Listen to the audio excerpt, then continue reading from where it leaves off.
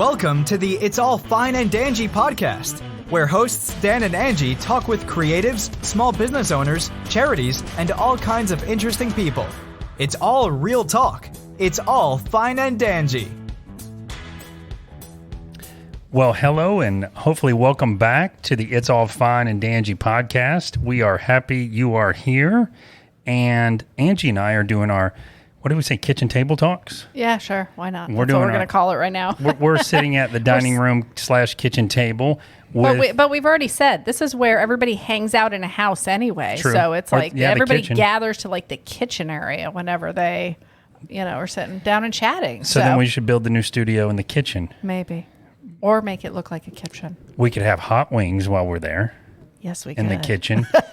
And speaking of hot wings, we've got an amazing guest in here today. We are talking to Troy from Mad Hombre Hot Sauce. He is one of the founders. And if you listen to our chicken wing, hot wing, national wing special, you remember what episode that was by chance? 141. Wow, look at that. Look at that memory.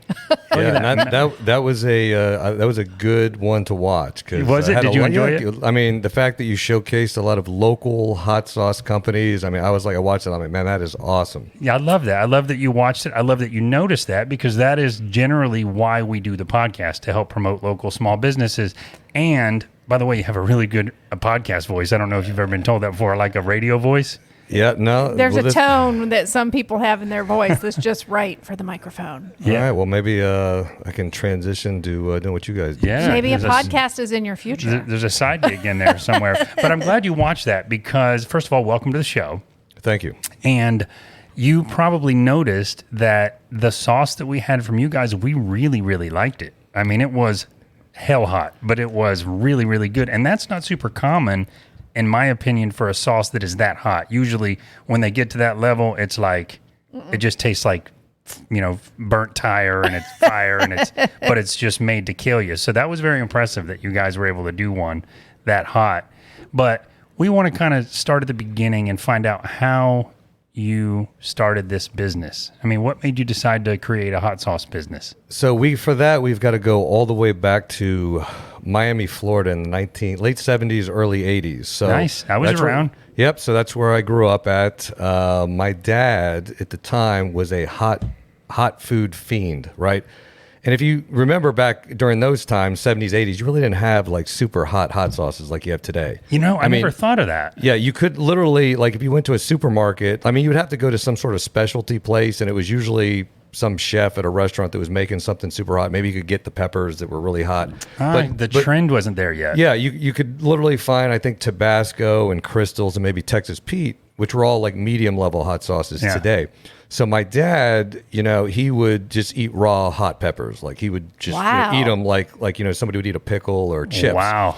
And there wasn't anything that I've never in my entire life seen him like something that he could not eat heat wise. So in the early 80s, he went down to the Cayman Islands for a spearfishing. His spearfishing was his thing, so he'd travel all over the place going spearfishing. Sounds like a very cool guy, honestly. Yeah, he's got. I mean, he could write a couple books on some of the things he's done. But so he comes back and I was, it was early 80s, so I was, still just a kid. And he comes back and he's got this bottle with him, and it's like an old wine bottle with this fluorescent orange like stuff in it. And I'm like, oh, what is that? And he goes, this is the hottest hot sauce that I've ever had. Did he make you try it?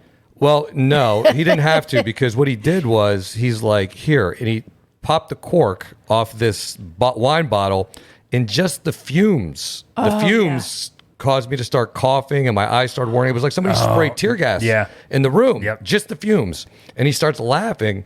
And what the story was that, he came across some little fish stand over in the Cayman Islands and, got some food, and they had this hot sauce there, and he had it. He's like, man, that's the hottest stuff I've ever had.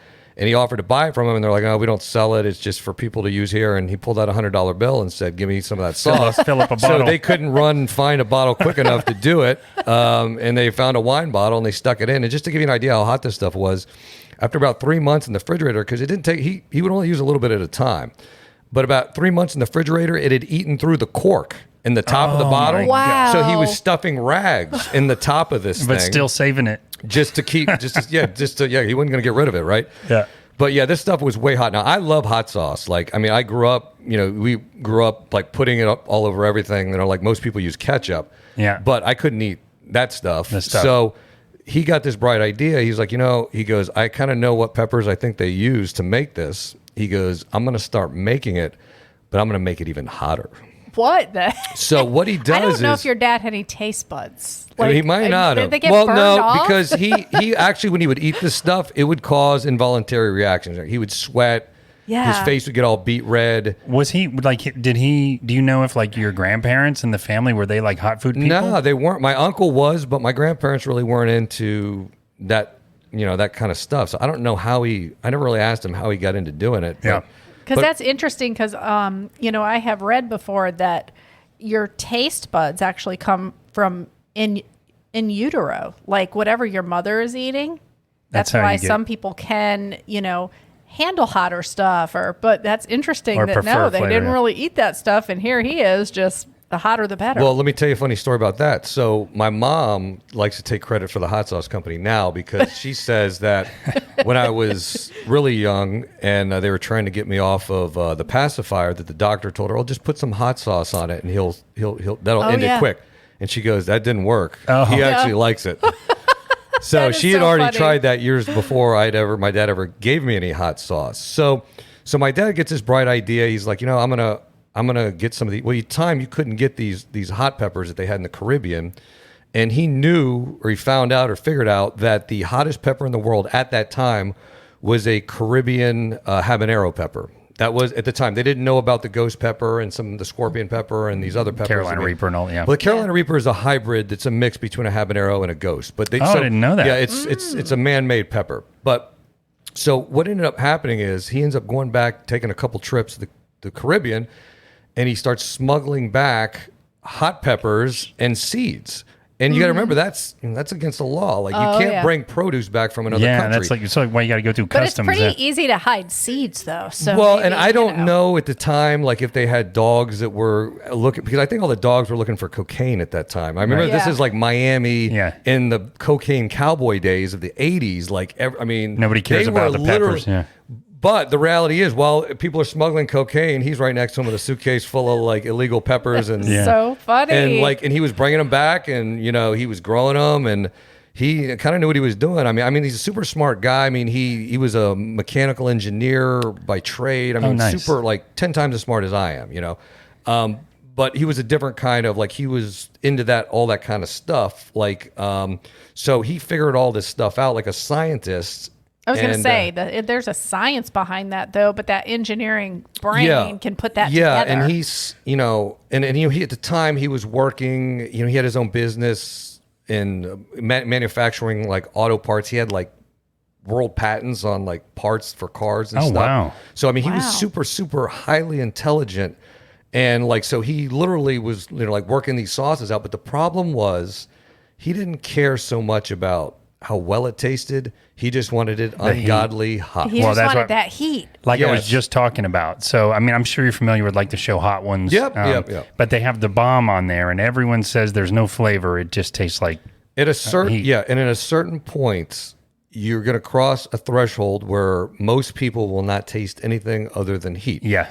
So that's what his sauce was, right? And so what he would do is he'd make the sauce, and I watched. Was it just the one? So you made one sauce? It was basically one. He would use the same two peppers. It was that Caribbean red habanero, and then he would throw in some Scotch bonnet peppers, which actually I use that pepper because it actually has good flavor. Yeah, agree. So he would make these sauces, and he'd bring them with him everywhere. Like he'd bring them to work, to the restaurants, and he would dare people. That. And of course, he would just set it on the table in a restaurant. The server would come out like, "Oh, what is that?" Like, "Oh, that's my homemade hot sauce." And the guy would be like, "Can I try it?" And he'd be like, "It's hot." And I can handle hot. Oh, yeah. And then they would try a little bit on a chip, and they'd go running away, coughing and choking, and it was crazy. And he's like, "I warned you." I gotta take a break. Yeah. So we go to parties. I remember going to like barbecues and parties, and he'd bring it there and give it to people. And finally, people kind of got the hint, like, don't try any of this stuff because it's gonna kill you. Yeah. Right. Yeah. So that was his thing. I mean, he just loved to and he, like I said, he would like sweat and turn red, and he would get this crazy thing where he'd be in between like crying and laughing, like when he's like, you couldn't tell what he was doing. Because we talked about that even like on the show when we did, because the last one we did was just, it was like that. Yeah. It was so hot. It didn't taste good or anything, but it almost made you like delirious. It makes you like on a high almost, where you don't even know where you are. You're just trying to survive and be able to breathe. That's the mad science behind that show, because they get actors off kilter because they don't realize you're kind of drunk from the from the heat. Yeah. But so your dad's the OG on the website, I take it then. Yep, right? he is. If you saw the OG, so cool. We don't list him by name, but he's just the OG. Dude, even the picture, if you didn't even have anything, it's like total Bruno Mars vibes to me. Like he just looks like somebody that's super cool, like with the big glasses and the white hat and the white tie. Oh my god! Yeah. He's a character for sure. So ended up. So how I got into the actual hot sauce itself. So I ended up. I lived. We grew up. In Miami. I was really totally into like sports, right? So growing up, it was like football and baseball, and then high school, it was football and wrestling, and then I played college football up in West Virginia. Came home, I wanted to play at UCF. Ended up coming back. I didn't end up playing at UCF. I ended up playing rugby instead at UCF. That's a hardcore one. Yeah, that's a little hardcore. And funny enough, than now I actually sponsor the UCF rugby, so we're like the official hot sauce of UCF rugby right now. So, I got done with that. I had some other miscellaneous jobs, working as bouncer. I worked in a bunch of nightclubs downtown Orlando for the longest time, and did some bodyguard work and women's self-defense. Just everything was kind of athletic related or related to like fitness. I'm a certified personal trainer too. Yeah, not food or chicken wings, especially. Well, right? food, no, man, I'm a food connoisseur, right? And so one of the reasons why I'm so into fitness and working out is it allows me to eat more food. Oh, right? amen. I love that. Like we're switching gears around here just for that reason. I don't and that's the thing is people think like, oh man, you must diet all the time. Like I probably 3 times as much as the average man. I know. I have friends that do that because and we're kind of like Angie said, we shifted probably 7 weeks ago how we're eating because we want to be healthy and active as we get older, but we also love food, and you can't just sit and indulge and not, stay active. And the word diet, the first 3 words are die anyway, so don't do it. No, you can literally just by working out, getting in a good fitness program, that can literally shed off a bunch of weight. And if you just cut out this is what because I get people all the time come in and like, oh man, what do you what is your diet? What do you do? And without I could talk for a week about that. Oh yeah. But typically I say, look, if you can make 2 changes, literally the first one would be 90% of what the fluid you ingest, make it water. And I don't care if it's that's how we are. I don't care if it's sparkly water, as long as it's 0 calorie, Crystal Light, whatever. Drink water 90% of the time, and the other time it could be beer, coffee, or whatever. Yeah. And cut out the juices because that stuff's full of sugar, soda, all that. Sodas. Yeah. I mean, shoot, some of these fruit drinks are just more calories than an actual soda and more sugar too. We were just talking about how people fill their grocery carts up with that. We watch the grocery carts. I am 100% sugar free, aside from what you might get out of a beer, glass of wine. Yeah, no, that's awesome. So you're already on the right path. And then the other thing, as far as food goes, is this is funny because this is what I tell people is I say, look, if you want to know whether you can eat it, if you have a question on whether you can eat it or not, ask yourself one question. Did this grow out of the ground or did it have a face? That's what I say. I say if this is literally what I say. This is why the diet has been so easy for me. And I know you just said don't call it a diet, but if I could wander off into the wilderness and find what I'm eating somewhere on the planet, I feel like it's okay to eat. You got it, right? Yeah. So if you did those 2 things and nothing else, you would literally shed off pounds and pounds of weight, and you'd be. Yeah. Well, I've lost 15 pounds in the past 7 weeks, and without any extra exercise. So you're absolutely right. Yeah. And if you can do that 90% of the time, which is basically during the week. Yeah. The other, the weekends, you can pretty much do what you want, right? Within reason. Yeah. So and I meal prep. I make all of our food on Sunday night for me and my wife. This feels familiar, put it doesn't all it? in Tupperware. And then literally on the weekends, if we want to go out and eat, have a good time, drink, whatever, like we don't worry about it. Like we're not going to a restaurant worrying about calories. That's awesome. Exactly. And that's the key. And, working out too helps. So did your love of food like that lead you to the hot sauce? Like what? So you were talking about how you were so no. into So what ended up fitness. happening is when I stopped playing college football and I was working as a bouncer, remember, I'm not as active now playing football. So I put on a little bit of weight and I was That still, happens to a lot of athletes. and I was still working out pretty good, but I put on a little weight. And so I kind of had to make some dietary changes. And at the time I didn't even have a diet. Like I would eat whatever, like pizza before bed, pint of ice cream before bed. And you were also still used to being able to consume all those calories because you're burning them. So you're going to eat the same way. Yeah. I was fairly undersized for college football. So I was always trying to gain weight. Yeah. So I had to do, because we're so, busy in football, you had to constantly, you were eating. And literally in college, I would literally order a pizza before bed and eat it and go to bed. Yeah. Holy moly. So just to keep my weight up. I wish those days for doing that stopped at college days for me, but Yeah. So ended up, I had, I put on some weight and I started, okay, I need to kind of get serious, like I went and had some, blood work done and like, some of your health markers are a little off here for being 22 years old, right? Yeah. Like you're not heading down the right path. So at that point is when I really started like, okay, well, let me make some changes. And I started instituting small things. First thing was, gallon of water a day. I would just drink nothing but water. also helps you not eat probably. Yeah, keeps you full. Yeah. And then so I started, eating, just the healthier foods, meat, stuff like that. I cut out processed foods. Yeah. But the thing is, like, if you back those days, like people that ate healthy, they didn't flavor their food because they were worried that, that's extra calories, right? Yeah, they were more worried about the caloric intake. And so the thing with hot sauce is, like, you can eat, there's hot sauces out there that are unhealthy, and then there's a lot that are healthy. And with hot sauce, it's a good way to season your food. Yeah. Very low calorie, right? I love where this ties in because I've done that throughout my life, trying to lose weight, doing like MyFitnessPal and counting calories. And coffee and hot sauce are two of them that you can pretty much have all you want. Yep. So anyway, so when I moved, I lived in Oviedo for a while, Winter Park for a while, and then eventually I bought a house out in St. Cloud and started a family. And one of the things, we got a little bit of land, so I'm like, I want to start growing stuff, grow my own food. Tell me you got those seeds from Dad. No, he didn't. He didn't save them. No, he didn't save any, and he kind of stopped doing it. So what I did was I just went out and started buying pepper plants, but that wasn't even the first thing I started with. Like we literally were at one point I think we were growing anything that would grow in our region in Florida. We had attempted to grow it. Yeah. So.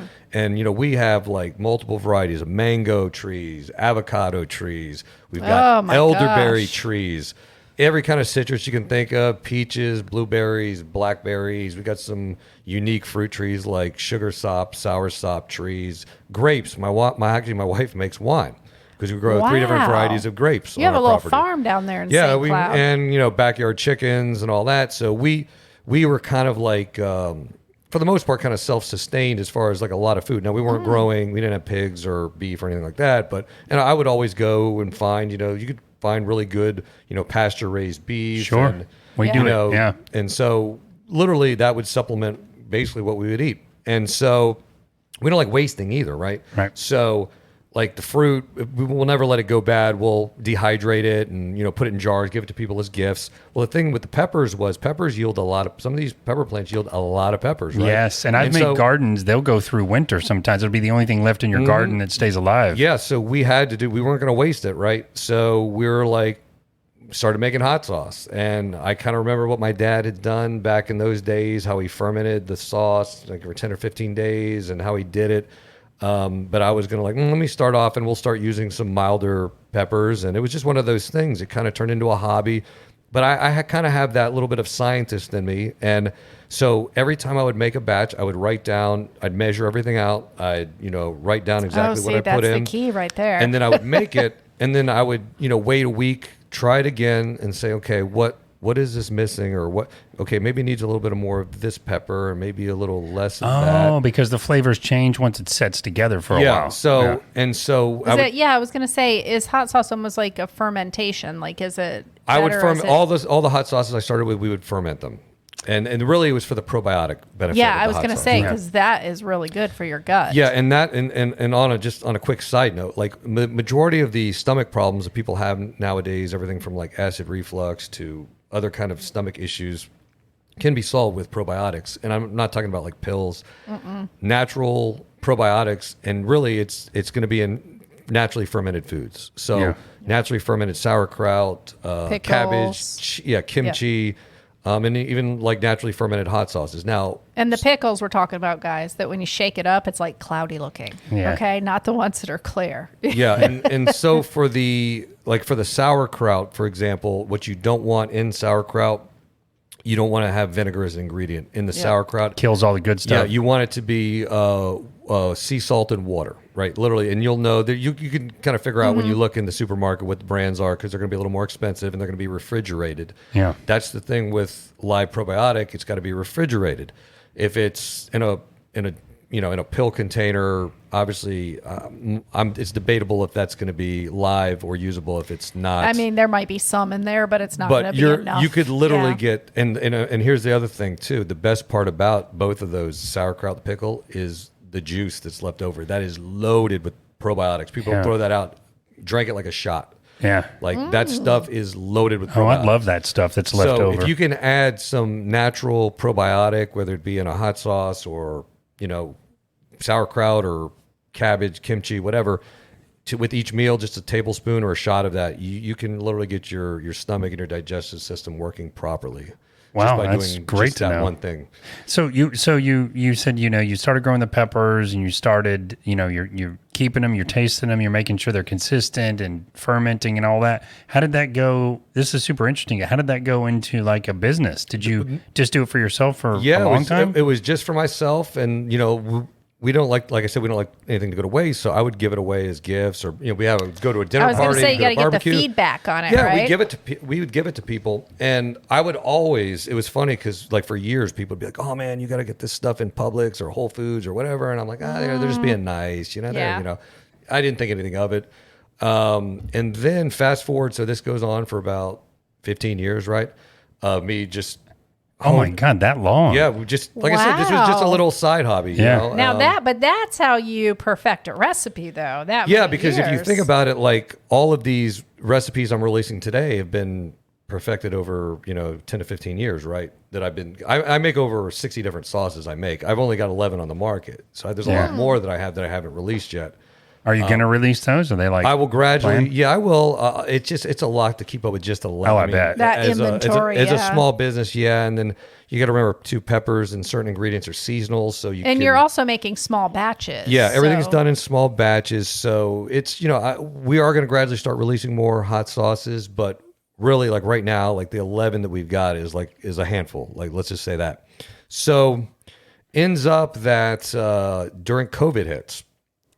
And this is how I kind of learned about your company with Jessica. She was at a tent at the Winter Garden. Yep. Winter Garden Farmers Market. Yep. Yeah. So it was right before COVID had hit. My wife was like, I get a lot of feedback that, you should really try and start a hot sauce company and, sell your hot sauce and sell it in grocery stores. And I was kind of like, I don't know if that's something I really want to do right now.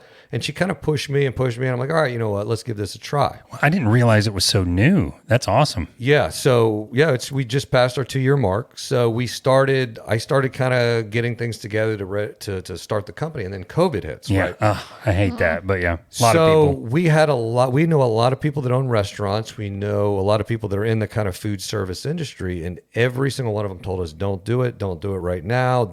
It's not a good time. We don't know what the restaurant industry is going to be. And it was one of those things. Me and my wife looked at each other and were like, look, we already kind of made plans to do this. People still got to eat, and grocery stores are still open and they're still doing good.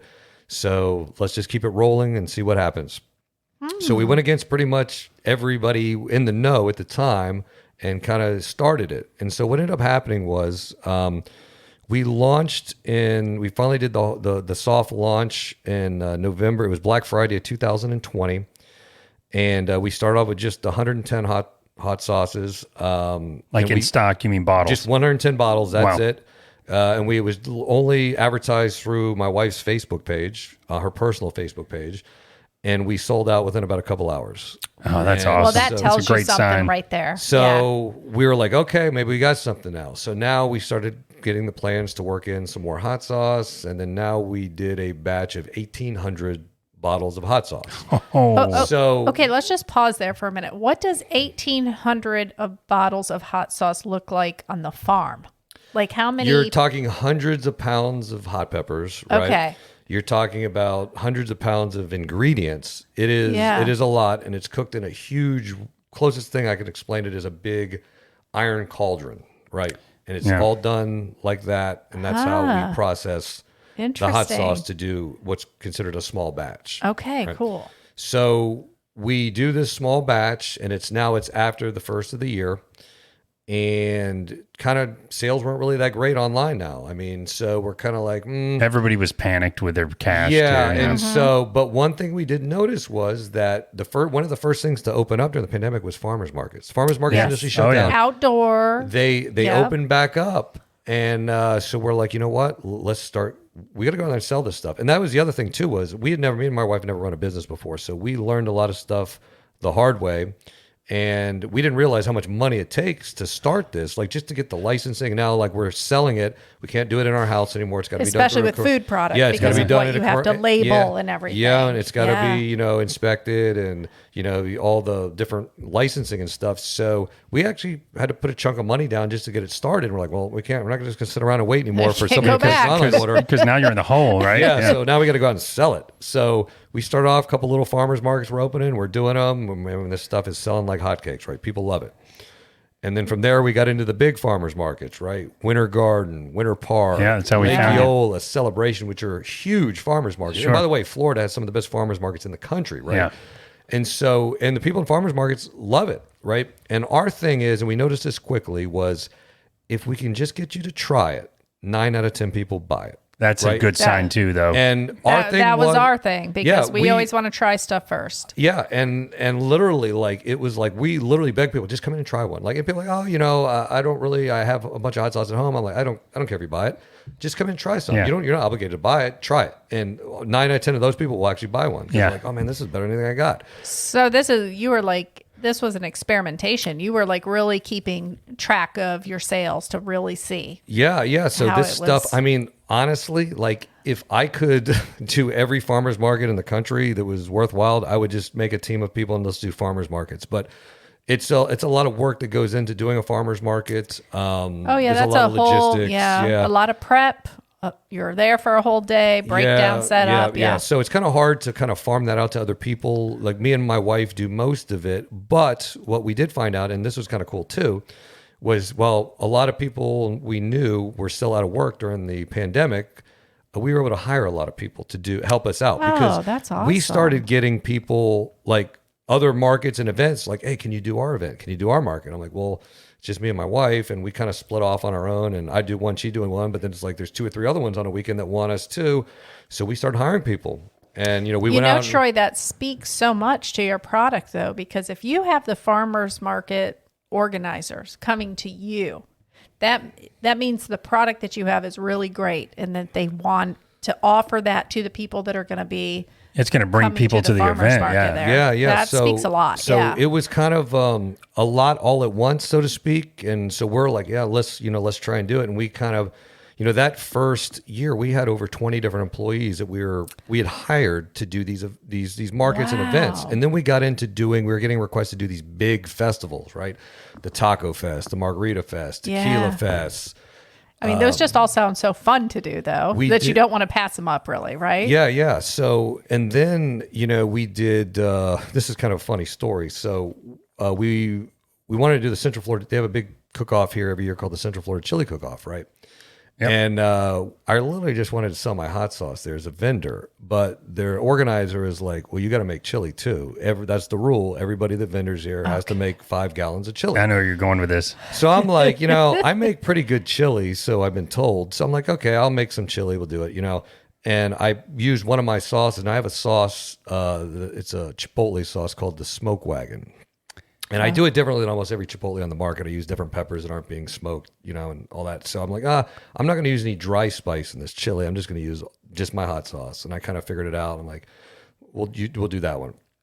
So we do this, chili cook-off. Tell the truth. Did you have to make a few different batches of it to get it right? Or no, I literally just I kind of the thing with chili is like it actually tastes better after like the third day. Yeah, right? yeah. So I actually pre-made it, and then I started adding like I would try a little bit like the next day, like does it need a little more, and I'd add a little bit more. Okay. Until I could get it. So I had a Smart. couple of days to work with it before I just went over and we reheated it on the burners there. So we're there in our booth, and I didn't expect to win anything.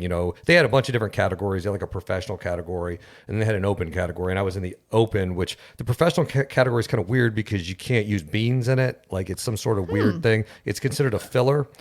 And the professional category, you have to use dry spices and some different things. So the category we entered was just called the open. It's anything goes, right? Okay. Never heard of chili with no beans. I know, but that's I guess how they do it in Texas, right? Wow. Okay. So Interesting. I didn't know about it either. I had to they gave me the rules, and I'm like, all right, okay, that's cool. So I'm just going to do the open category. That way I can just do whatever I want, right? Yeah. And I make my chili healthy too. I use turkey meat instead of beef. It's going to be on the lower fat level, lower carb, and I'm using all natural ingredients too. Yeah.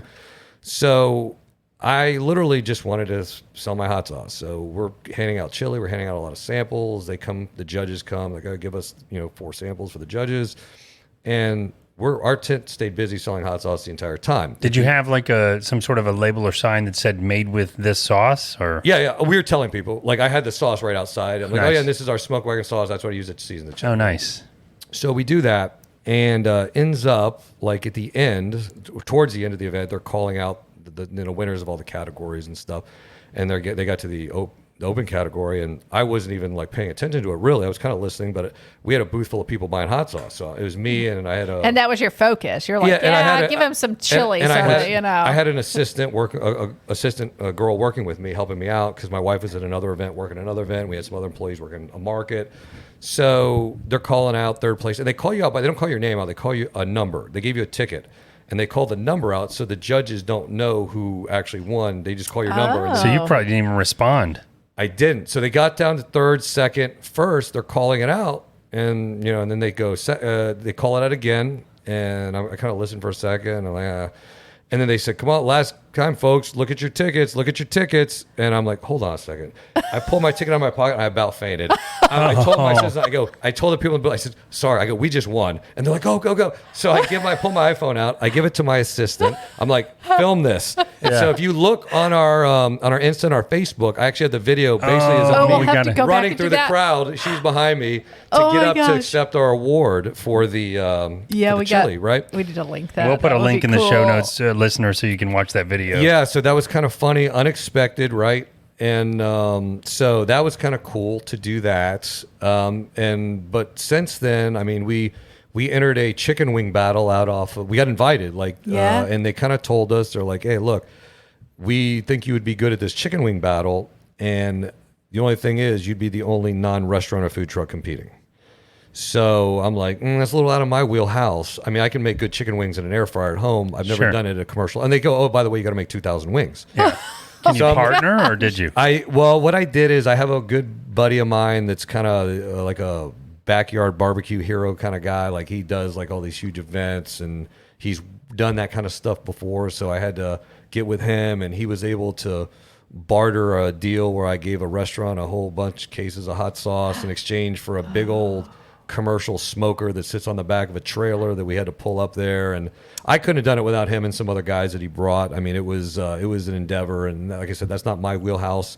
But we entered that, and we didn't fare as well as far as the judging goes. But the cool thing about that is same thing. We were selling a lot of hot sauce in the booth. They called out the winners, and I think they called like 5th to 1st. And before they got to 1st, the guy says to the crowd, "Who do you think is the winner?" And all you could hear from people in the crowd is yelling, "Mad Hombre." Oh my And gosh. I'm like, so I looked up, and I'm like, Man, those Please, it couldn't all happen the restaurant twice, owners right? and chefs were probably so pissed. So we don't end up winning. They called another, they called they somebody did. else. Yeah, we didn't win, but Just the fact that it was a people's choice thing. Though. Yeah, Like the a pe- people yeah. yelled it out. Like in a craft brew event that Yeah, you do, and yeah. you get the people's choice. Yeah. Kind of that's the best So award, that was though. kind of that made us feel Yeah. really good. Like I'm like, oh man, that was really good. And it's funny because the guy that helped me, my friend, he wants to do it again next year. And I'm like, man, no, that was too much. It was just that was a lot. It was a lot of stress. That was like 2 weeks of preparing Yeah. and ordering like 2,000 wings and Yeah, I just want to sell my hot sauce. so that's literally what I told my wife. I said, look, from here on out, no more cooking, no more chili cook-offs. We know the product's good. I'm just going to stick to samples and selling. That's what we Yeah. do best. Let's concentrate on that. And so now, like this last year and coming into this year, is we're going to be doing a lot of big festivals. We just went. We were down in Miami a couple months ago for the Coral Gables Arts and Crafts Festival down in Miami, which is huge. Oh, It yeah. was like 100,000 person event, arts and crafts. We were out there giving our hot sauce samples out in Miami. We just did the Orlando Taco Margarita Festival, which was here at Camping World Stadium. That was like 3 weeks ago. Huge event. I was going to ask, are you, kind of strategic as far as Yeah. what festivals you're, Yeah, trying to because go we get to? invited to a lot, so I've got to be strategic. Now like I said, we do have a team of people that kind of help us out, and they kind of run farmers markets while we do these events. And then a lot of these events, we bring a team with them, and that's the other thing is we have our business is 90% women, right? Yeah. So Is that the Hot Squad that we're yeah, talking about? so I love that name. And how it started was, we started off with a couple of the girls that worked for us, and they started this thing. They're like, oh, we're the Hot Squad, and we need apparel to work these events, right? So I'm Yeah. like, okay, I'll make you some apparel. And at the time, me and my wife were already making our own stuff for us, like, our own T-shirts. Yeah. And my wife, had the tank tops, and I made her some custom, like, Hombre tights. And the girl's like, no, we want the shorts and we want crop tops. And so I'm like, okay, so I'd make them. And then at these festivals, we'd have other girls come up going, where can I buy that at? Oh, I love it. So I'm like, I looked at my wife. I said, we're going to start selling this stuff. Because the branding is so important. I mean, Yes. you see this with any gym or boot camp or CrossFit. They always have a logo, and every member is wearing that everywhere they go, right? It's everywhere. It's almost Yeah. like a cult. It's And like I- a little cult you got and I going with your wanna- merchandise. I agree. And I want to, so two things. First off, so you talked about how this I want to back up just a tiny bit. You talked about how this kind of got rolling right before COVID. And I know this seems like, well, you just figured that out, but we were like halfway through eating your sauce before I realized the variant was a play on like a virus. Was that a one-off or one that you added in addition to your other sauces? Yeah, that came. So initially, my hottest sauce was the Stranglehold. Okay. And I initially didn't want to release a super hot sauce right out the gate with the ones because, again, my whole thing is taste, right? Right. It can be like a trendy, catchy thing. Yeah, and we want to enhance the flavor of your food. Yeah, okay, of course. And so we ran into an issue at the very beginning when we were coming up with names because we had named one of our sauces the COVID Cure, and the FDA doesn't allow you to label cure on any kind of food product, so they kind of put a stop to that when we were getting our licensing on the label.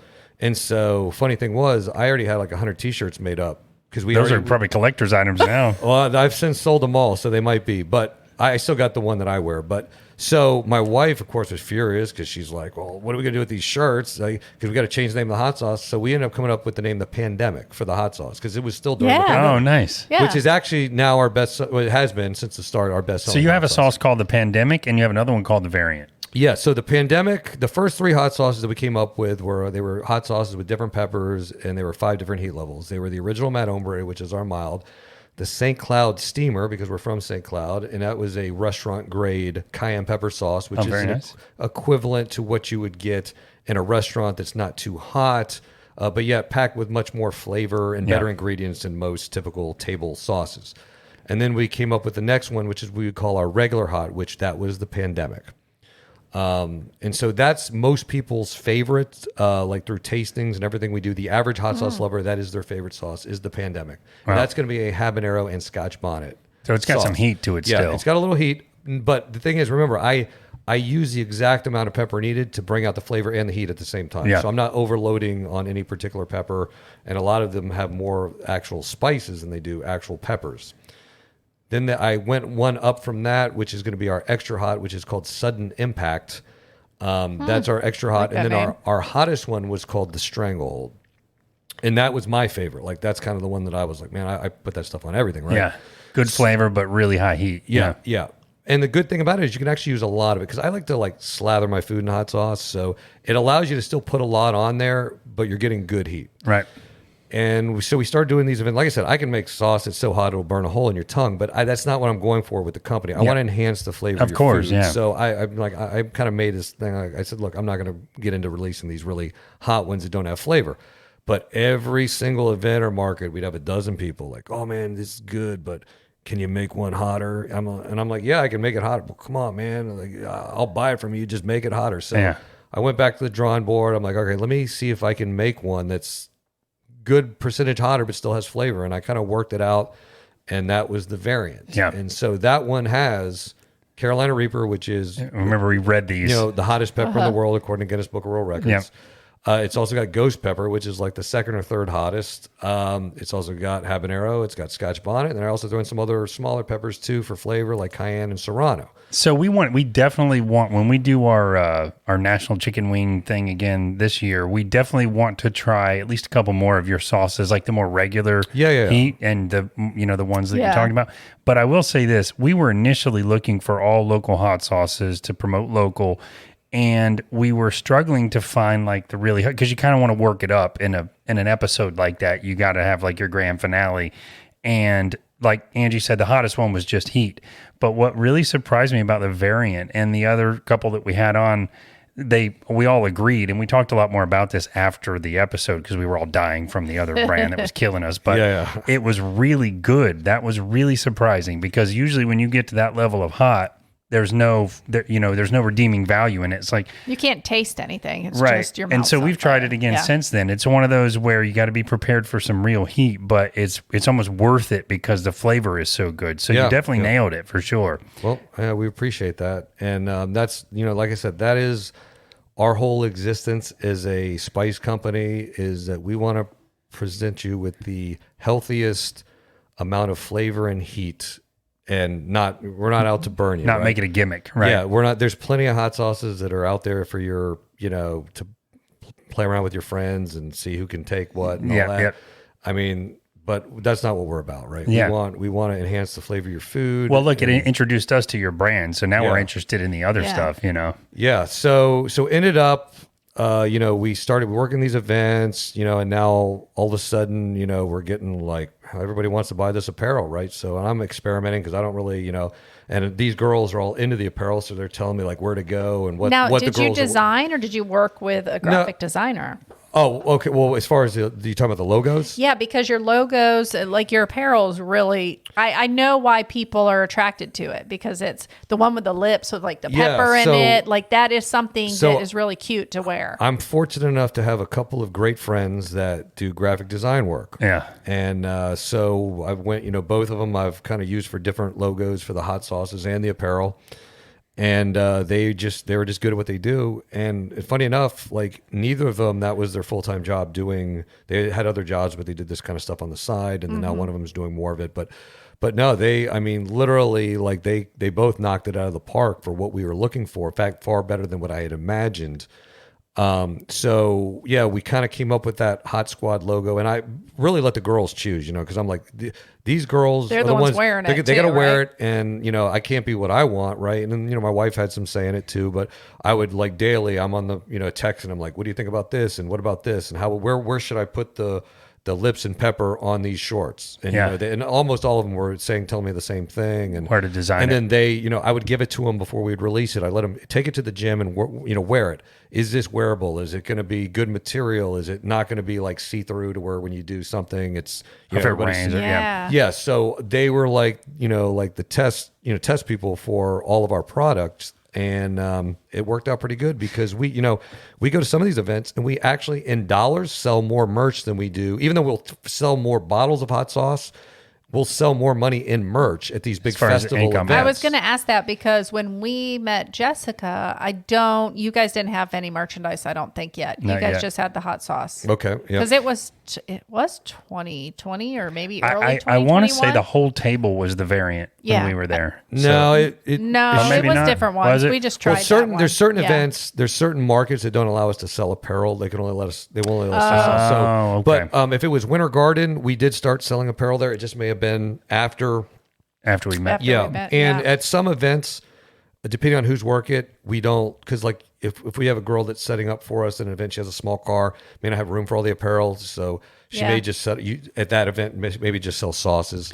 But typically, usually if it's me or my wife working it, we always have the apparel with us, Yeah. and some of the other employees do carry the apparel as well. So I want to say from a guy perspective, just the regular Mad Hombre, design and logo with like it almost reminds me of like a Jack Daniel's bottle or something. Yeah, and we get that a lot. And funny enough, I told my when we were coming up with this branding, I told my graphics guy, I said, "Look, I want this to look timeless, right? Yeah, it looks like an Old West And thing. the actual word I used was I want it to look like an old whiskey or tonic bottle. That's what it looks like. Where you can't really tell what year this I was. love It could have that. been 1899 or 1999. Yeah, but I'm just Yeah. saying from the style perspective, I would wear that on a T-shirt without ever even. I could find it at the store, not even know it was a sauce. And I So think Yeah. that's the idea behind creating like a catchy logo is that you want people to buy the merchandise even if they don't eat the sauce, right? Like just for how they're cool it still looks, yeah. attracted to the logo. Yeah, I mean, we do. We get the one thing it has afforded us is we've noticed as that typically hot sauce mostly a man thing. I mean, we were selling mostly to men. If Yeah. women did buy, usually a lot of it was for their husband or their son. gift, yeah. But now we've got a lot of women that come in for the apparel, and a lot of times it ends Cool. up be like, hey, do you like hot sauce? Well, no, but my husband does, and then they end up buying the sauce too because that's really what I Yeah. want. I don't. My goal is not to start my own apparel line. But help if push you the can, sauce. if it helps us promote the sauce, and you're going to wear it, and it helps promote our product, and that's it makes what you it look does, good, and though, it makes you yeah. look good in the process too. Because the other thing is, me and my wife are both like health nuts. We both work out all the time. We have some. We were affiliated with Crunch Fitness for a while. Like we were in Crunch gyms, like giving out. Selling our apparel and giving out They're samples mainly of our down in sauce. like the Tampa, your area down there. Well, no, like in- Orlando has like Oh, they have 5 or some? 6 of them in the Oh, Central okay. Florida area. Yeah, so we were in there all the time, like getting our product out to people that work out in the gyms, and they would buy our apparel too. And so a lot of we see all the time, like we'll go into a gym and like some girls in there wearing one of our tops or Yeah. shorts. It's like, oh man, that's pretty kinda cool. That is That's really cool. Yeah, I and- could see. I honestly could see in the future. I don't know if this is your target, but I could see like a little gourmet store that is just Mad Hombre that has all the sauces and the clothing. That is kind of the goal at some point to do like a little store where we have I'll have all that. And it's, if you've ever seen us, it's kind of cool because every event or festival we work at, we constantly get 100 people tell us this is the coolest booth of any booth I here. love that. Because we've got the speaker box playing, and we've got like dance music, and the girls are outside and they're dancing, having a good time, giving people samples, and the apparel line, and like it is really cool. Like almost every single event we work, we just That's get awesome. It people- That's your reminds me brand of now. like not that it's a good thing to drink, but like the Red Bull girls, where they would like wear the little backpack and go around. Yep, They're just yep. having a good time. Here, want a Red Bull? You want Yeah, a Red yeah. Bull? You know what I mean? But you associate it with, just like having fun and, just passing out the samples. You know, Sure. give the free samples. You guys are in like over 15 locations now, though, aren't you? I think 14 or 15. We've had a few. There was a few businesses that had us that unfortunately shut down due to COVID and some other things. Yeah, but you're all over the place in terms of the cities you're in too. I'm seeing Sanford, St. Cloud. You're in Merritt Island. You're in Cocoa Beach. Yeah. Yeah. So you Are guys you have done a in- great job of spreading the word and Yeah. making partnerships with. Is other it more businesses. like boutique-y type area? Yeah. So we you're in? haven't really approached any large chains as of yet. In fact, a lot of these places, these boutique style places, found us. Right? Mm-hmm. They were at a festival or an event. Some of the restaurants, chef came in, tried our sauce, like, I want that at my restaurant. And so we hadn't really done a lot of hard marketing because our goal was to get brand recognition and get people locally to try it Yeah. throughout Florida, right? Initially it was here in Central Florida, And then now, because we're doing these events, we're doing Miami, Jacksonville, Tampa. So a lot of traveling going So on. yeah, because we want, when the time is right to put it into a big chain in Florida, we want people to walk by that hot sauce aisle and look over and say, wait a minute, Mad Hombre hot sauce, I had that at a farmer's market, or I had that at an art festival down in Miami, or at a taco fest in Jacksonville. That was a good hot sauce. And then they take a chance and buy it, because if the product just sits there on the shelf and doesn't sell, you get one chance in one of those big retail stores. If it doesn't sell, and the retail stores are going to make money off you no matter what, because you're going to have to buy the product back. You got to sell. You're probably going to buy and then they'll take it off the shelf. And they'll take it off the shelf, and you'll never get that chance again, right? So we're not in a big rush to get into these supermarket chains. Like everybody's always like, oh man, you got to get into Whole Foods, you got to get Publix. Yeah. And I'm like, you know what? But there's so many choices there too. Exactly, right? And that's the thing. So we're get recognized. We want to become the hot sauce for Florida, and that's where we want to start. And literally, that's our goal, right? We just, as many mouths as we can get it into. And I got a couple of cool stories on that. Like, so we, even with people that don't like hot sauce per se, like we know we're making an impact.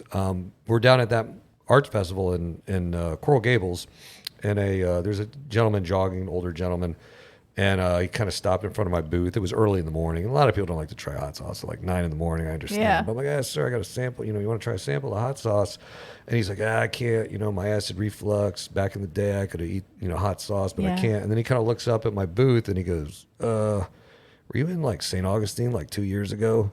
And if I was at a craft beer fest when we first started out in St. Augustine 2 years before, he goes, yeah.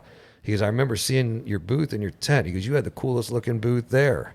And he, Mad Hombre. And I was like, man. It's that brand recognition. So this is a guy. Great. Yeah. Some other thing, like we had over at Celebration Farmers Market, like about a year ago, there were 3 women that kind of did a beeline right into my booth, and they're like, okay, pandemic, stranglehold, smoke wagon. They've been waiting. 3 of each. Yeah. So I'm like, okay, you guys have been here in my booth before, and they're like, no, never had your hot sauce before. Oh, wow. I'm like, well, so you're buying for somebody else? And they're like, no, it's for us. And I'm just kind of like, oh, well, how do you know which ones? You got to get down to the bottom of So I'm like, how do you know which ones to get? And they're like, oh, well, you guys are the talk of Facebook. And I'm like, oh. So I'm thinking like, okay, are they on my wife's Facebook, or maybe they're on our Facebook? And she goes, no. We're in a Disney Vacation Club Facebook group, and we're from South Carolina. And we told the Facebook group that we're going to Disney for the week. And multiple people in this Facebook group said, hey, if you're in the Disney area, there's a farmer's market every Sunday. There's a company there called Mad Hombre. They sell the best hot sauce in the world. Yeah. And these are the 3 that you need to get. And my they God, literally almost made me cry. So you're Like, getting, I was like, man, that's like, awesome. That, you're getting signs that you're on the right track as far as your brand recognition. Yeah. So, obviously, that was like great. And we see like there's all the time, like it's pretty much every farmer's market we work where we call a lot of people in, because there's a lot of people that kind of walk around. They don't really, they're probably, like we get them to come in and try some, and some buy, some don't. But it's kind of cool at the end of the day when you see like the farmer market closing and you see people walking out and they're only carrying one little bag, and it's that little bag that has the Mad Hombre label embroidered on the side. They found. That's one thing that they bought. Oh, I love it. And that's kind of a cool feeling. And then, we've had other little interesting like anecdotal stories. Like we had a couple that we knew that went on their honeymoon to like Vermont to go skiing. And they sent us this picture while we're there. And they're like, hey, we're staying at an Airbnb in Vermont, and look what's sitting on the table. And it was our pandemic sauce. Oh my God, sitting on the that's table awesome. in an Airbnb. Oh, That how great. is So we've amazing. had some like just all the time. Like it's funny because me and my wife will work a farmer's market, and as we're driving home at the same time, we're on the phone telling all these cool stories about like, oh, this person came in, and let me tell you this. It's like our highlight of working a market is telling all the cool stories that people tell us about our hot sauce. And it's more and more now that we've been around a little bit longer. Yeah. Well, maybe we'll talk after the show, because you could be the hot sauce of this Airbnb. Ooh, or other and it sounds like you guys are slam, but we're also friends with good friends with some of the markets that run that I don't think you guys are at. Okay, well, we're all like I said, we're always looking to expand, because like I said, we want as many mouths as we can get people to try. I don't care if people buy or not. I just want you to try it. And but you have the stats to kind of prove that if you can just get people to try it. You know what I was thinking too? that a little shot of that and a Bloody Mary would be really amazing. Yeah, we have a few restaurants that use Yeah. our sauce to make Bloody Marys, and in fact, we didn't even get into the sweet sauces that we released about a year ago. So the original, I'll be honest, I'm not a huge sweet hot sauce. Are these the mango pineapple Yeah, ones? so we have 4 of them. We have a pineapple jalapeno. We have a mango habanero. Oh, that one we sounds have amazing. a guava mango pineapple We habanero. should have never done this hungry. And my baby of the 4 sweets is the elderberry habanero. Ooh. And the elderberry Interesting. habanero is unique because I have the only elderberry hot sauce in the world on the market right now. And so elderberry is the highest antioxidant fruit in the world. Yes. We've been growing it in St. Cloud for 16 years now. What's the heat level? Is it like a mild sauce? No, it's a hot. It's it for is. sure hot. It is hot. But I originally started dabbling in the sweet hot sauces, not to put on food because I do like savory on food, to make spicy margaritas. So Okay. me and my wife will throw parties just so we can make margaritas. And So I was Put our just hot sauce in thinking that after we're done tonight, I'm probably going to get on your website and order a few sauces, a couple of them for the contest, or not the contest, but the episode that we do Yeah. where we goof around.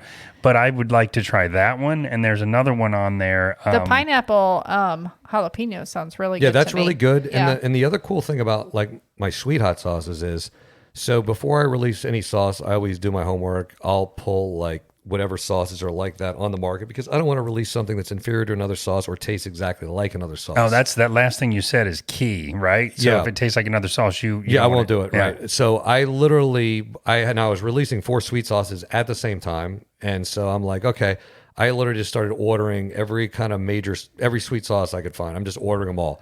And I'm going to start trying them all because I want to make sure I don't want Yeah. anything that's like any of the other ones. And one thing that I noticed is I'm a label reader, right? I read. We are too. I read anything that has a label, I'm reading it. Because if it's got anything typically like, now I was just, most of these I'm just trying and tossing, right? But the thing is for me is if it has like high fructose corn syrup, not buying it. Amen.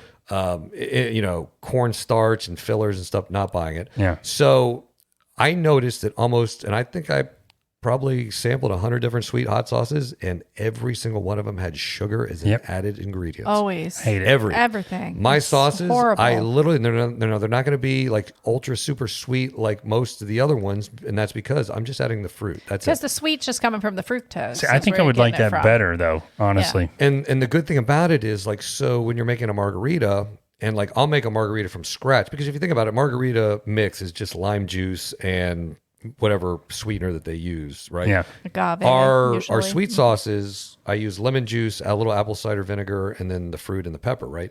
So literally, I can just make my own healthy margarita mix out of lime juice and dilute a little bit with some water, and then we use the sauce in it.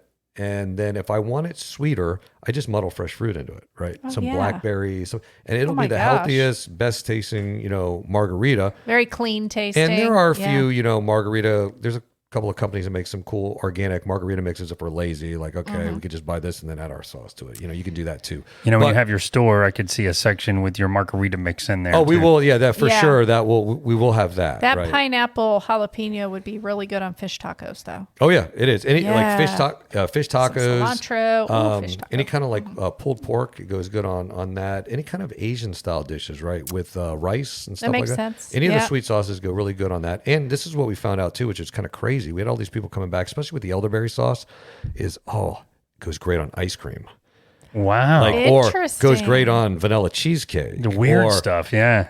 Warm warm peach cobbler or apple pie. Like people, and I don't eat a lot of like desserts like that, but like we're having all these people like come back doing the experimenting for me. Telling that's me, like, gotta be it goes good fun. on this, goes good So on these that. are suggestions that you guys can make at the tent. Yeah, exactly. So like, we got. I mean, it's just crazy the amount of feedback we get from customers that come back and tell us all the cool things that this stuff. That's that got to be is so gratifying interesting. too, Yeah, because yeah. they're making their own thing out of it. Before we run out of time here, I want to make sure we do talk about those gift boxes and stuff, because you got a couple of them on the table. But one of the things I noticed right away, looking at not the apparel, I know the apparel is amazing, and you brought us, I think, a couple shirts. Thank you for that. Really appreciate it.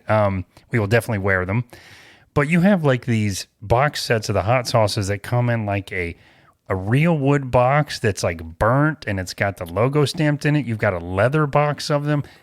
Whose idea was this? Is fantastic. So Yeah, that is a great way to present a gift to somebody. yeah, so I must say. our other goal, because we do have, what I consider the healthiest hot sauce on the market, and we also want to be the best, right? So the most high end, even though there's hot sauces out there that are, more expensive than ours, but we wanted to be able to present our hot sauce, and I want to present you with something that you'll remember forever, right?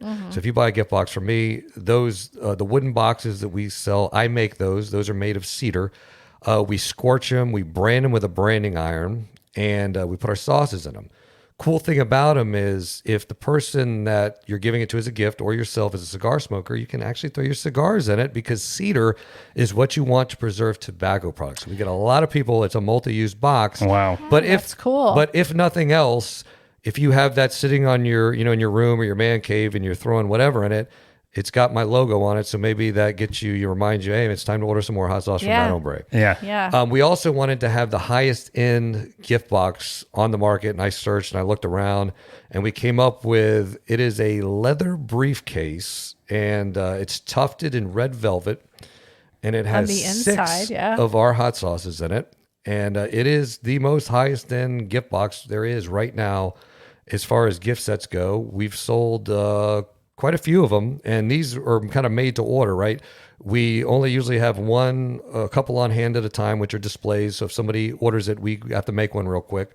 It is pretty time consuming, but we can usually knock it out in about a week and get one made. I mean, still, like, it takes a week to make the gift box, guys. Like, this yeah, is and a I don't, cool and that's the gift to thing. give. And the thing is, to be honest, like, I'm not making any money off these. If you factor in the amount of hours it takes me to make these, ultimately, like I said, it's literally something I made that's sitting in your house. That yeah, it's hopefully, presentation of your product. and we've got a lot of people, especially with the Danjee, a lot of business owners that have businesses. We've got a couple of real estate agents that buy our gifts, and anytime a client they sell a house, they'll give it to them. We've got That's a great gift. Yeah. Same thing with a tattoo artist. It does the same thing. Anybody buys like a really high dollar tattoo, he gives them a Danjee.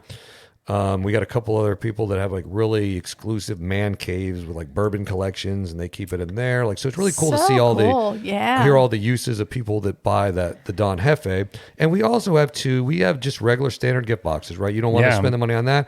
We've got the typical cardboard, shoebox style gift box that, everybody else has too. Yeah. If you want to just give something simple with our hot sauces, we got that covered as well.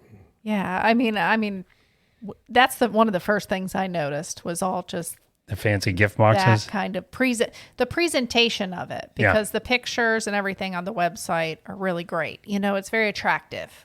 And then your eye goes to that whenever you're scrolling through the website. Definitely. Yeah, I love it. So what's next for you guys? Like, where do we go from here? I mean, only up, obviously. Yeah, so we're continuing to slowly move forward, and we don't want to move so quickly that the business gets out from under us, so to speak. So I love that you guys are thinking like yeah, that. we're though, like, you don't want to grow too quickly, too fast, because that can not be good sometimes. I mean, some business people say that's a good problem to have, but as long as we're on the incline going up and we're able to kind of hold the reins of this and keep control of it, is where we're at. Our next year, we plan to be in every major event that happens in Florida. And then from there, the next year is when we'll kind of start looking at some of these smaller chain supermarkets and restaurants and stuff like that. And it's kind of it's a unique thing, right? Because a lot of the major hot sauce companies that you see in these places are owned by huge corporations. Yeah. The 2 top hot sauce companies are owned by the same company, which are food distributors that distribute everything else in supermarkets. So it's kind of hard to compete with those circumstances, but we'll start with the smaller ones and try and get in there. And we've got some works. We're working right now with a couple companies that want to distribute us internationally. So Oh, wow. cool. that's kind of interesting that's kind of come to us before local distributors, but we'll do that. So we're kind of working the kinks out on that, on doing some international sales of our product. So how do you keep still that the quality of the product when it comes to higher volume of sales? Well, I mean, we're going to stay consistent, right? We literally are going to make what we can at the time. We're not a huge conglomeration or corporation that can produce that. So we're going to be limited as to what we can produce. It sounds like that's why you're walking into it slower, because you could keep an eye on larger volume if you sort of we have to grow into it, right? Yeah. You have to have people that are inspecting it. And the thing is, if hypothetically,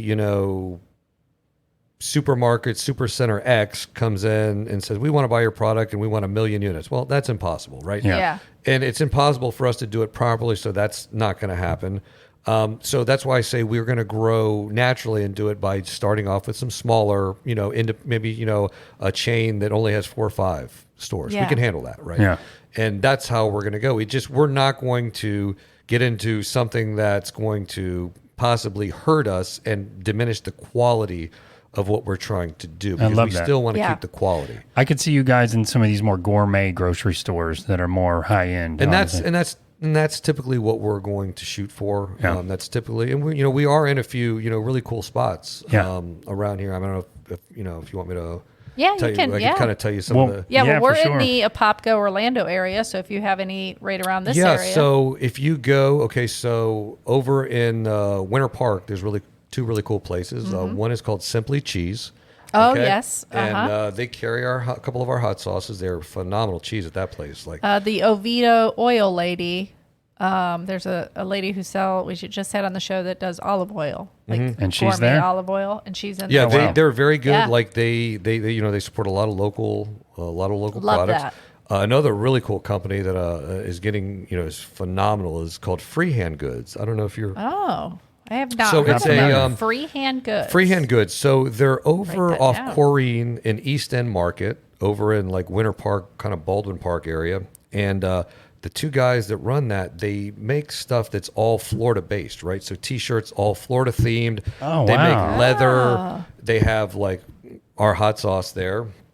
A lot of cool things, and they make most of everything they sell. They make themselves. What was Wow. the name of that again? Freehand Goods. Freehand Goods. I- Okay. I'll write it Freehand down. I got Goods. it. Yeah, so that's a really cool spot. They carry our product. That's a really cool spot. Another cool spot out in St. Cloud for any of your listeners. Our stuff is in a cigar place, right? And I remember I was telling you before about they use some of our sauces for Bloody Marys and to make mojitos and margaritas and stuff. But I had got with the owner, and he came with me, and he said, "Hey, is there a way we could make a sweet and spicy cigar?" And I said, "Yes, we can." So I came up with a concoction of sauce. Now, it's not one of the ones I sell. I make it specifically for him for his cigars. And what he does is he infuses it into the end of the cigar that you smoke. Is it like in the wrapping of it? I can't really tell you how he does okay, it, but yeah. I'll tell you that Trade secret. we He figured would out- have to kill you. I could tell you he basically That's infuses it interesting. into the cigar. And so when you take the draw off the cigar, the first thing you taste is the sweet from the fruit that we use to sweeten it. And then the next thing that happens is your lips start tingling from the habanero that we use. Oh, wow. Oh, interesting. And so now he tells me that this is his most popular selling cigar. So, and the guy is like a phenomenal guy. Like he's originally from Cuba. He moved down to Miami, and he makes rolls all of his own.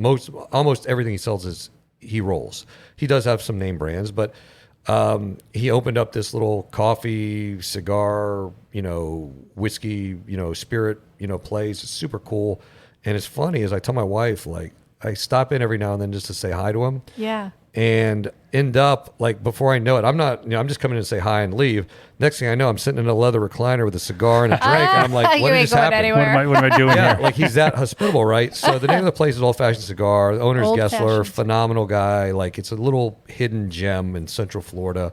And of course, See, those are the things we like when we go on vacation. We were just talking before how, Asheville is one of our favorite places to go, but you're always looking for that though, aren't you? yeah. You're listening, you're asking locals, what are the things I have to see when I'm and here? the cool thing about Asheville, so me and my wife just got back from Asheville on our anniversary, and we went to 4 different little restaurants. And we don't eat at the chain restaurants. I haven't eaten at a TGI Friday. We try to avoid them like the in plague. 25 years, right? Yeah. We always want to support local, independent, family type businesses, Love it. right? So we went to 4 or 5 of them. Every single one we went to in Asheville, they had local hot sauce there. Oh, They didn't nice. have the commercial brands, right? And I love that. I'm like, I love it. I love that, and I love when they make their own hot sauce. Like Yeah. they're like, oh, we make our own. I'm like, oh, love it, right?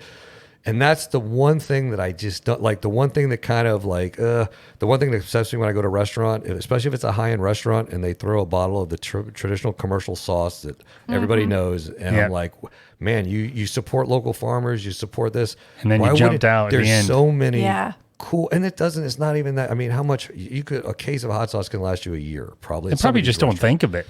Honestly, if you point it out to them, they probably just don't think about it. And They that's probably think of it like ketchup. Yeah, it maybe, possibly, but we know that like we've talked to some people at some of the higher end places, and they typically really aren't interested, a lot of them, and I guess the margins are thin when it comes to a lot of things, and maybe that's not something that they're going to spend money on. But it's certain places like Asheville is phenomenal for that. Like, and I actually ended up buying a bunch of local hot sauce there because I'm like, man, this stuff is cool. Yeah, they're And so- huge on farm to table and yeah, supporting so local, just by me trying that in a store, I ended up buying a bunch of it in another store and bringing it home just from trying it in the restaurant. See, I love that too, because we find that consistently that small businesses support small businesses. There's like, it's like a very supportive community for the most part. It is. And especially the farmers markets, like everybody, I've got more help from other vendors because, like I said, we started off, we didn't know anything about it. Like, and, we learned a lot from other people. And it was kind of funny when I was in Asheville, we were walking down the street and there was like a little pop-up farmers market. Some young kid, probably 20, and he had his own hot sauce there. And I kind of just went up like, oh man, let me try what you got.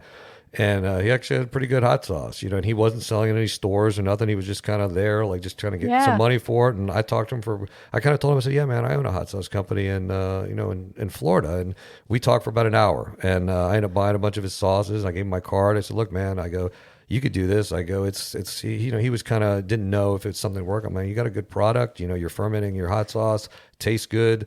I go, you ever have any questions? I gave him my business card. I said, look, man, I can kind of walk you through it because I don't know the laws in North Carolina, but I can kind of give you the gist of what you would need to get started. And I've had people do that with me too, on different things. I'm lucky enough that I have some mentors and some other businesses that have helped us out because like I said, I don't come from a business background.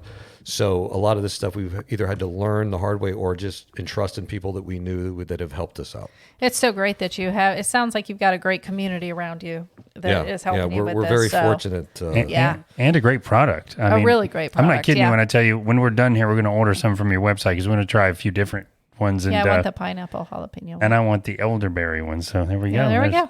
And they're but the sweet ones. See, look at that. I might order a third, more of a regular. And we still have variant too. That one's reserved for really want to go hot.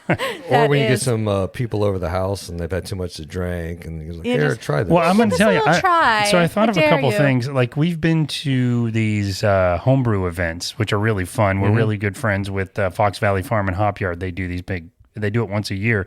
But we went to one that did like a hot beer, and it was done so well. You know how gimmicky that could be. Yeah. But when you were describing the cigar, it was a habanero. It made me think of really if you use the right sauce and use it the right way, and you know how to mix it in the finish. Just as you finish the beer taste, you got a little taste of the hot, and it was. I could see that being maybe a one-off for the sauce as well. Yeah. I actually. It was funny enough in that Coral Gables event we went to. Somebody handed me. They just came to my booth and like, here, try this, and it was some sort of craft beer company. I think it was out of Sarasota, but they had a habanero beer, and but those typically they're actually just probably using for the beer. They're probably using an extract of the pepper from the pepper itself because you can't have any particulates right in it, so it's going to be more of an extract. That's the beauty of the homebrew, though. It's not for sale. So it's literally some of it's like the cloudiest wood, but it's just the craft. I feel like that would be a good fit for you. Have you done craft beer festivals before? Yeah, we did pairing. a couple. We actually we did an early one a couple years ago in St. Augustine. It was a big craft beer fest. Yep. We've done a couple other different ones. We've just done so many cool events. Like we did one out in Tampa like a month ago. It was called Beers, Bourbon, and Barbecue, and that was like awesome, like that phenomenal sounds event. But I mean, we just sounds amazing. Yeah, it's like I say to my wife all the time, I'm like, man, we've been missing out on like all these cool festivals that we've never even heard of or went to, and now we're at them, but we're working. We're not even like you don't even get to check it out or anything. We're working the whole time. But festivals, those markets and festivals and stuff like that. We always say because Dan's an author as well. And when we set up at those things, it's really just the best networking event, and you just meet people. Sometimes you meet somebody that's got the coolest story, and it's just a really great way to just expand your circle and spread the word, you know? for your brand as well. Oh yeah, for sure. I mean, like I said, if we could do it, if it was logistically possible, I would have a team of people working in every major town, working farmers markets and selling our sauce, and I'd be happy doing it if that was something that we could do. You'd have to have so many people. That's the problem. Yeah, and it would be really hard. But like that would be if it could be done. I mean, that would be because, like I said, the people at farmers markets are phenomenal. They like quality, like supporting local. Yep. And that's something that would be really cool if we could pull off something like that. But like I said, our goal is to grow small, and hopefully, we can be in a cool supermarket or boutique near you at some point. We'd love to see that. That is awesome. Well, definitely keep us posted. We follow you, so we'll and we'll one see other what's cool up, thing, too. one other cool thing that we got coming up, and I'll just throw this out there. So if you know anybody in like the Jeep community, like we have a brand. Oh yeah, we saw that. This is really cool. Yeah, we have a branded Jeep. We needed a car or a vehicle to kind of promote our product. We thought the Jeep, was like kind of cool, and then we did a Jeep event, and we got approached by some promoters that promote a event called Jeep Beach, which is basically like Bike Week in Daytona, but it's for Jeeps. Yeah, it's the largest organized Jeep event in the country, and it's in last weekend of April, and we got invited to do that. And more than that, we are the official hot sauce of Jeep Beach, and we are making a Jeep Beach hot sauce. Oh, That how is cool. Where is this cool. at? Which beach? It's Daytona Daytona. Beach. So it'll very be nice. Daytona Beach the last weekend of April, and Matt Hombre will be there, and we will have special Jeep Beach hot sauce, which will actually be a little bit hotter than the variants. Oh, Make it a little bit Shite. hotter, right? And because see, my goal with this Because is it's going to be hot outside, so you might as well match it. well, the other right? thing too is, Jeep people, they're kind of nostalgic and they like Jeep products. And I'd much rather you put that bottle of Jeep Beach hot sauce with my name on it on a shelf with your other Jeep, paraphernalia than eat it and throw it away. That's why. Yeah. That's why it's So going to if be I so make hot. it, it's still gonna have flavor now. Like, so if you, but literally, that's my goal is, I'd like you to keep that A forever. lot of you know? people might Yeah. keep it as like a memorabilia. Yeah, a little memento from Jeep Beach, and we are going to so have cool. the apparel for Jeep Beach hot sauce as well. We're going to have Wow. That's gonna some be crop cool. tops, tank tops, shirts for men. Very So- nice. Yeah. So you're going to have your other sauces there too, of course. Oh yeah. We'll have our other sauces. Is That'll the just, hot squad going to be there? We will have the hot squad there. They will be there. So any major festivals, we always have the hot squad there. So they will Awesome. be there as well. So Very nice. We're looking forward to it. That's an exciting event for us because we've never done anything like that. So Wow. Sounds really cool. That's cool things. Cool Yep. things are happening. Well, thank you so much for Yes, joining us. Thank you, Troy. This is no, it great. was a pleasure. Thank you so much for having me. I mean, and You thank made you. me hungry the whole time. And but- thank you for supporting local. I mean, I can't tell you how much that means to me. Like hearing, there's somebody out there that's actually giving, It's small what we businesses love. and local It's what we love doing. a Definitely. Yeah, voice. indeed. But thank Yeah. you for that. For sure. You're Absolutely. welcome. And guys, you can find out more about Mad Hombre at madhombre.com. And we will put the link below. And of course, make sure to give them a follow on Facebook, Instagram, all their social media platforms. And guys, remember, at the end of each and every day, it's all fine and dandy.